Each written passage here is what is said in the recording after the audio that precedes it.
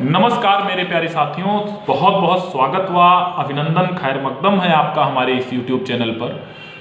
दोस्तों, आज के इस चर्चा को इतना महत्वपूर्ण मैं समझ करके आपसे कर रहा हूं और उन्हीं लोगों से अपेक्षा करूंगा कि इस चीज़ को सुनेंगे, पूरा का पूरा सुनेंगे, लाइक भी करेंगे, शेयर भी करेंगे, दोस्तों में अधिक से अधिक शेयर करेंगे, जो राष्ट्र निर्माण में, राष्ट्र चिंतन में जिस प्रकार से हमारे पूर्वज थे, विवेकानंद जी थे, गांधी जी थे, स्वामी दयानंद सरस्वती जी थे, सरदार वल्लभ भाई पटेल जी थे और तमाम क्रांतिकारी जिन्होंने अपने इस देश को आगे बढ़ाने के लिए सदा चिंतन किया है, सदा आगे बढ़ने के विषय में सोचा है। बात है यूपी टीईटी पेपर लीक का। आजकल अखबार पत्रों में इश्तहारों के माध्यम से सिर्फ और सिर्फ यूपी टीईटी में कहां, क्या, कैसे, क्यों, कब, कौन पकड़ा जा रहा है, इसके विषय में जानकारियां दी जा रही हैं। आज तो दैनिक जागरण के एक आलेख में, संपादकीय आलेख में मैं उसको पढ़ रहा था, तो ये चीजें, इस चीज को मैं आपसे इसलिए चर्चा कर रहा हूं। उसमें प्रेमपाल शर्मा जी का एक आलेख था, मैं पढ़ रहा था। उन्होंने ये कहा कि परीक्षाओं की शुचिता को बनाने के लिए ऑनलाइन एग्जाम आवश्यक है। मैं उनके इस चीज का स्वागत इसलिए करता हूं कि आईबीपीएस तमाम पिछले वर्षों से लगातार टीसीएस के माध्यम से शुचितापूर्ण परीक्षाएं करा रहा है, लेकिन उसके पहले उसके ऊपर भी आरोप थे। उसके जांच पड़ताल और इस प्रकार से अखबार पत्रों में इश्तहार क्यों नहीं आए? मैं एक चीज और आपसे पूछना चाहता हूं। दरोगा भर्ती में नित नए कांड सुनाई पड़ते हैं ऑनलाइन एग्जाम के।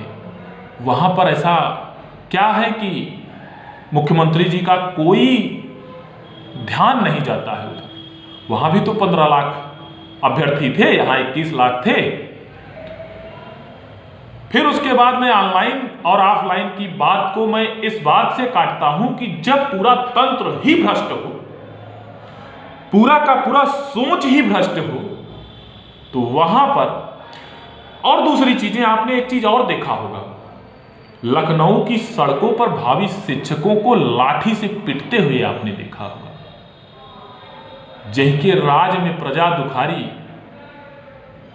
वो कैसे जो है मतलब कि आगे आने वाले समय में खुद को मजबूत स्थिति में शिक्षा देने वाले शिक्षा कुलों में खुद को व्याकुल होकर के शिक्षण कार्य करने में सक्षम हो पाएंगे, जिनको लाठियों से पीटा जा रहा हो। जिस प्रदेश में, जिस देश में, मेरा देश बहुत ही महान है, बहुत ही, ये कह सकता हूं कि यहाँ के सभी शहरी, सभी नागरिक, क्योंकि यहां डेमोक्रेसी तो है, साथ में सॉफ्ट डेमोक्रेसी भी है।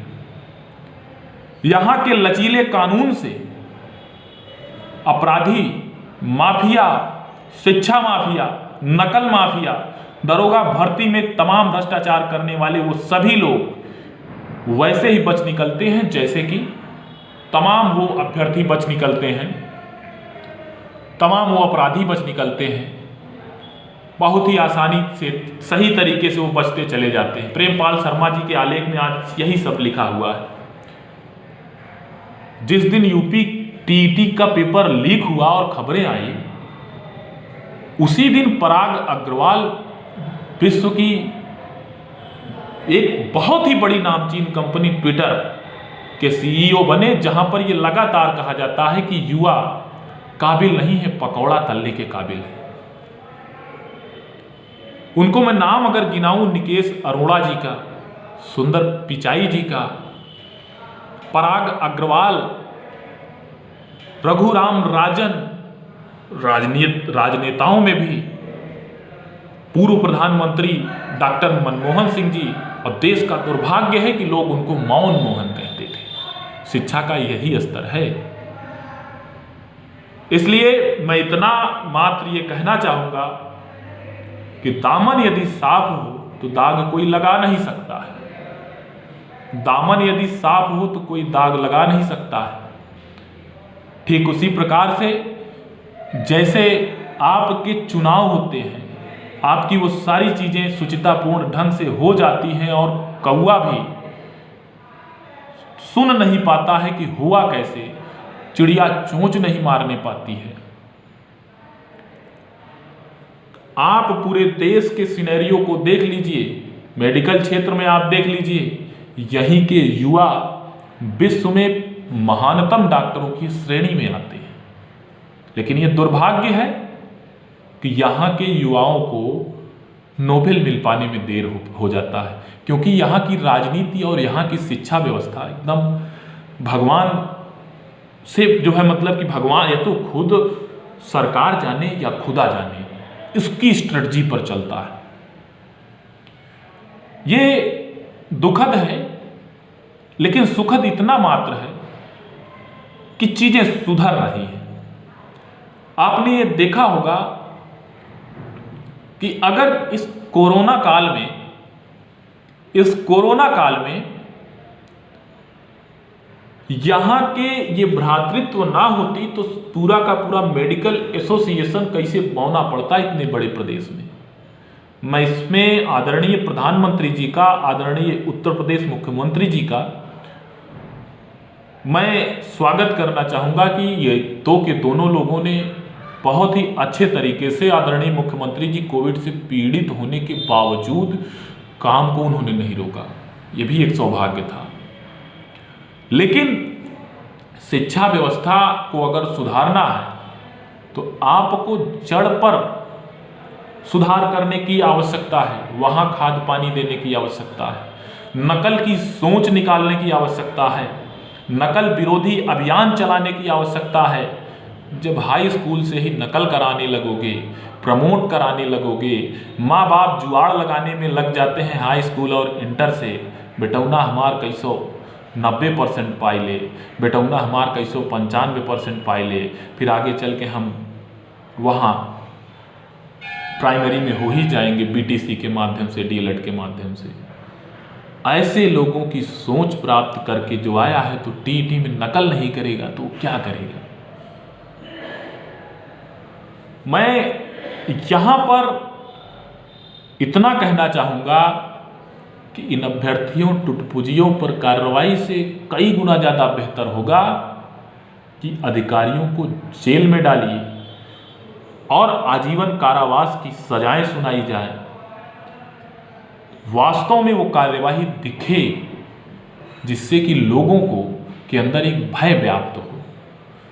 दौड़े दौड़े आना, बुलडोजर से घर गिरा देना अच्छा है, अपराधी है तो उसके ऊपर कार्रवाई होनी चाहिए, लेकिन कोई इनोसेंट ना मारा जाए, ये भी जरूरी है।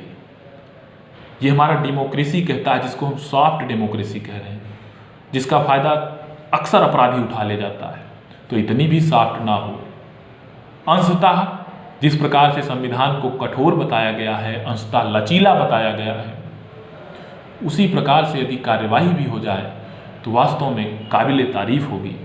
यही सब बातें हैं। मैं इस पर बातचीत इसलिए करना चाहा, ये भर्ती परीक्षाएं ऑनलाइन कराने का वक्त जो है आलेख में है, तो इस चीज़ को मैं पढ़ा तो मैं सोचा कि आपसे बातचीत करने की निश्चित है कि आवश्यकता होगी। और मैं इस देश के, इस प्रदेश के, इस धरती के और इन मात्र शक्ति से जन्मे हुए सभी युवाओं को मैं सलाम करता हूँ। यहाँ कोई भी व्यक्ति कमज़ोर नहीं है, कमज़ोर तो उनको राजनेता कर रहे हैं। मैं इसलिए कहना चाहूँगा क्योंकि ज़्यादातर राजनेता, चाहे वो किसी भी पार्टी के हों, जाति आधारित राजनीति करना चाहते हैं, धर्म आधारित राजनीति करना चाहते हैं, संप्रदाय आधारित राजनीति करना चाहते हैं, क्षेत्र आधारित राजनीति करना चाहते हैं। और इसी के कारण से अगर कुछ पीछे होता है तो वो पिछड़ता है शिक्षा और प्रतिभा, और यही इसका जड़मूल है। पहली बार ऐसा हो रहा है कि पेपर लीक पर इतना व्यापक चर्चा हो रहा है। निश्चित है कि हम जीत के करीब हैं। स्वागत करना चाहिए, सभी को स्वागत करना चाहिए। बहुत बहुत धन्यवाद आपको।